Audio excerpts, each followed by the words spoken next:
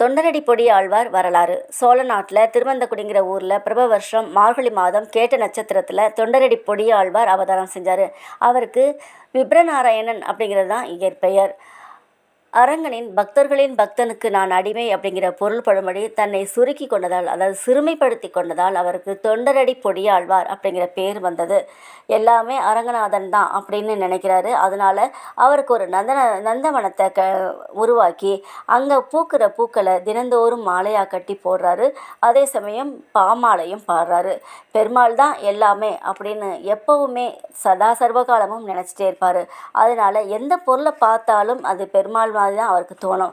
நந்தவனத்துக்கு போனால் கூட அங்கே இருக்கிற பூக்களை பார்க்கும்போது, பச்சை நிற பூக்களை பார்க்கும்போது அவருடைய திருமேனியும், பவள நிற பூக்களை பார்க்கும்போது அவருடைய செவ்விதழும், மஞ்சள் நிறத்தை பார்க்கும்போது அவருடைய தேவியின் முகமும், வெண்மை நிறத்தை பார்க்கும்போது அவருடைய கருணை உள்ளம் தான் அவருக்கு தோணும். இப்படி பெருமாள் மீது நீண்ட நெடிய பக்தி கொண்டிருந்தார். அதே போல் அவர் பெருமாளுக்கு திருப்பள்ளி எழுச்சி பாடலும், பச்சை மாமலை போல் என்ற பாசுரமும், ஊரிலே காணி இல்லைங்கிற பாசுரமும் 4000 திவ்ய பிரபந்தத்தில் இடம்பெற்றிருக்கு. இப்படி சதா சர்வ காலமும் பெருமாளையே நினச்சிட்டு இருந்த அவருடைய பக்தியை கொண்டு வரத்துக்காக பெருமாள் என்ன செஞ்சார்னா, தேவதேவிங்கிற ஒரு நடன பெண் மூலமாக ஒரு சோதனையை ஏற்படுத்தினார். தேவதேவி நந்தவனத்து பக்கம் வர அவளை பார்க்காம விப்ரநாராயணன், அதாவது தொண்டரடி பொடியாழ்வார் செல்ல, இவரை என்னைக்காவது என் பக்கம் திருப்புறேன், இவர் என்னையே பார்க்கும்படி செய்கிறேன் அப்படின்னு அந்த பொண்ணு சபதம் எடுக்க, அதனால் விப்ரநாராயணன் மனசு மாறி அந்த பெண்ணையே நினைச்சு உருகி, அந்த பெண் தான் நமக்கு எல்லாமே அப்படின்னு அரங்கனையே மறந்து அந்த பெண் பின்னாடியே போக ஆரம்பித்தார். அதுக்கப்புறமா அந்த பெண் இல்லாமல் நமக்கு வாழ்க்கை இல்லை அப்படின்னு அந்த பெண்ணோட தாயிட்ட போய் பொண்ணு வேணும் அப்படின்னு கேட்க, பொண்ணும் பொருளும் இருந்தா வா, இல்லைன்னா போ அப்படின்னு சொல்ல, அதனால் மனம் நொந்து உடல் மெலிந்து கிடக்க பெருமாள் பார்த்தாரு.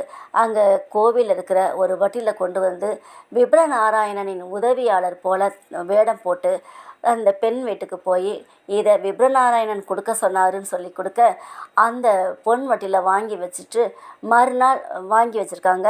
மறுநாள் கோவிலில் அந்த பொன் வட்டியில் காணோம்னு சொல்லி குருக்கள் சொல்ல, அந்த செய்தியானது நாடு முழுவதும் பரவி அது அரசர் காதில் போய், அதுக்கப்புறம் அதை யாராவது எடுத்திருந்தா கொடுங்க, இல்லைன்னா கடுமையான தண்டனை கொடுக்கப்படும் அப்படின்னு சொல்லி அறிவிக்க, அந்த சமயத்தில் அந்த பெண்ணோட தாயார் வந்து சாட்சியாக, இதோ இருக்குது, இதுதான் பொன்வட்டில், இந்த பொன்வட்டியில் நேற்று தான் விப்ரநாராயணன் கொடுத்துட்டு போனாருன்னு சொல்ல, அதுக்கப்புறம் விப்ரநாராயணனுக்கு சிரச்சேதம் சொல்லி அறிவிச்சிட்டாங்க. அப்போ தான் பெருமாள் வந்து ஆட்கொண்டார். அதுக்கப்புறம் விப்ரநாராயணன் என்ற தொண்டரடி பொடியாழ்வார் பல காலம் பெருமாளுக்கு சேவை செஞ்சார். இதுதான் தொண்டரடி பொடியாழ்வாரின் அவதார